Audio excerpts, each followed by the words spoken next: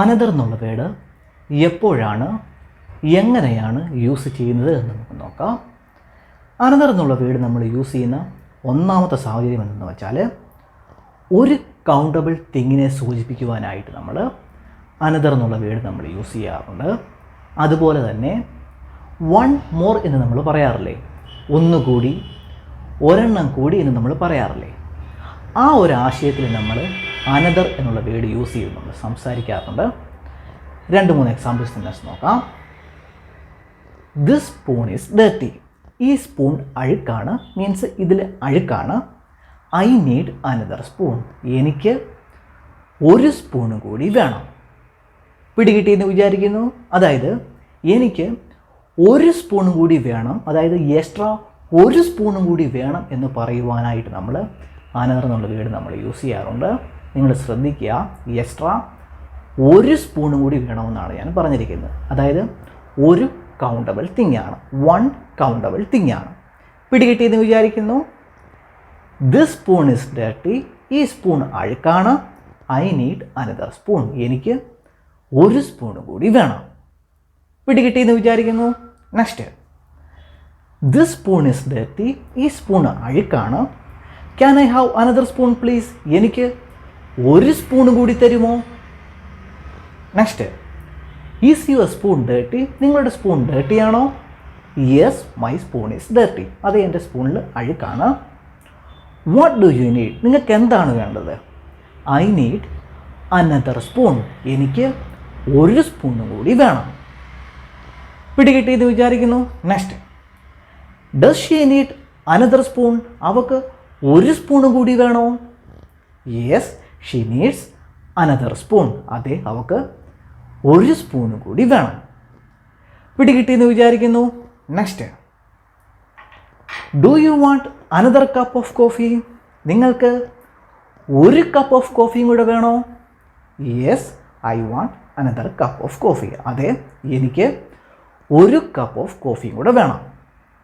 പിടികിട്ടിയെന്ന് വിചാരിക്കുന്നു.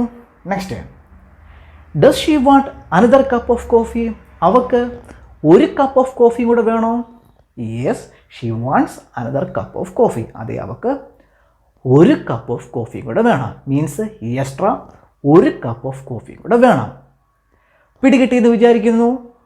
ഇനി another use ചെയ്യുന്ന രണ്ടാമത്തെ സാഹചര്യം എന്ന് വെച്ചാൽ എ ഡിഫറൻറ്റ് വൺ എന്നൊരാശയത്തിൽ നമ്മൾ അനദർ നമ്മൾ യൂസ് ചെയ്യാറുണ്ട്. നമുക്കൊരു എക്സാമ്പിൾ സെൻറ്റൻസിലോട്ട് പോകാം. പിക്ചറിൽ കാണിച്ചിരിക്കുന്നത് അദ്ദേഹത്തിന് പോകുവാനായിട്ടുള്ള 3 വഴികളാണ്. അതിൽ ഒരു വഴി അദ്ദേഹം സ്ഥിരമായിട്ട് പോകുന്നതാണ്. അപ്പോൾ അദ്ദേഹം പറയുകയാണ്, I don't want to go this way. എനിക്ക് ഈ വഴി പോകണ്ട, സ്ഥിരമായിട്ട് പോകുന്ന വഴി പോകണ്ട. I want to go another way. എനിക്ക് മറ്റേ വഴി പോയാൽ മതി. മീൻസ് ഡിഫറൻ്റ് ആയിട്ടുള്ള പുതിയ ആ ഒരു വഴി പോയാൽ മതി എന്ന് അദ്ദേഹം പറയുവാണ്. I don't want to go this way. എനിക്ക് ഈ വഴി പോകണ്ട. I want to go another way. എനിക്ക് മറ്റേ വഴി പോയാൽ മതി. മീൻസ് ഡിഫറൻ്റ് ആയിട്ടുള്ള ആ ഒരു വഴി പോയാൽ മതി എന്ന് പറയുകയാണ്. ഇങ്ങനെ എ ഡിഫറൻറ്റ് വൺ എന്നൊരാശയത്തിൽ നമ്മൾ അനദർ നമ്മൾ യൂസ് ചെയ്യാറുണ്ട്. പിടികിട്ടിയെന്ന് വിചാരിക്കുന്നു. Next, I don't want to go the long way. എനിക്ക് ദൂരമുള്ള വഴി പോകണ്ട. I want to go another way. എനിക്ക് മറ്റേ വഴി പോയാൽ മതി. ഡിഫറൻ്റ് ആയിട്ടുള്ള ആ ഒരു വഴി പോയാൽ മതി. Next, he shouldn't go that വേ. അവൻ ആ വഴി പോകുവാൻ പാടില്ല. ഹി ഷുഡ് ഗോ അനദർ വേ. അവൻ മറ്റേ വഴി പോകണം. ഡിഫറൻ്റ് ആയിട്ടുള്ള മറ്റേ ആ ഒരു വഴി പോകണം. പിടികിട്ടിയെന്ന് വിചാരിക്കുന്നു. Next, should he go that way or should he go another way. അദ്ദേഹം ആ വഴി പോകണമോ അതോ ഡിഫറൻ്റ് ആയിട്ടുള്ള മറ്റേ വഴി പോകണമോ? He should go another way. അദ്ദേഹം മറ്റേ വഴി പോകണം. പിടികിട്ടിയെന്ന് വിചാരിക്കുന്നു. Next, they must have return by another route. അവർ മറ്റൊരു വഴി തിരിച്ചു കാണും. ഇവിടെ മസ്റ്റ് ഹാവ് യൂസ് ചെയ്തിരിക്കുന്നത് possibilities പറയുവാനായിട്ടാണ്.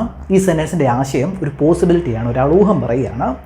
They must have return by another route. അവർ മറ്റൊരു വഴി തിരിച്ചു കാണും. Next, we finally move to another apartment. ഞങ്ങൾ അവസാനം വേറൊരു അപ്പാർട്ട്മെൻറ്റിലേക്ക് മാറി. പിടികിട്ടിയെന്ന് വിചാരിക്കുന്നു. ഡിഫറൻ്റ് ആയിട്ടുള്ള വേറൊരു അപ്പാർട്ട്മെൻറ്റിലേക്ക് മാറി. Next, I am busy right now. ഞാനിപ്പോൾ ബിസിയാണ്. Could you come back another time? നിങ്ങൾ വേറൊരു സമയത്ത് വരുമോ?